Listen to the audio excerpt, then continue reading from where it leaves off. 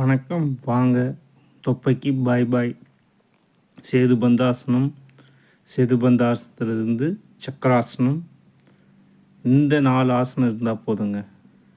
நீங்கள் உங்களுடைய உடல் எடை, தொப்பை, ஆரோக்கியம் எல்லாமே சரி பண்ணலாம். சக்கராசனம் அருமையான ஆசனம். சேதுபந்தாசனம்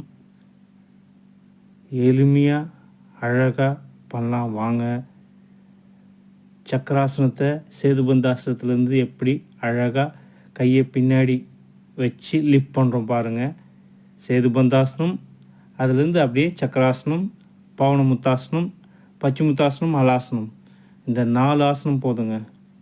பச்சிமுத்தாசனம், ஹலாசனம், சேதுபந்தாசனம், சக்கராசனம் இது போதுங்க. உடல் எடையை குறைக்கிறதுக்கு இது போதுங்க.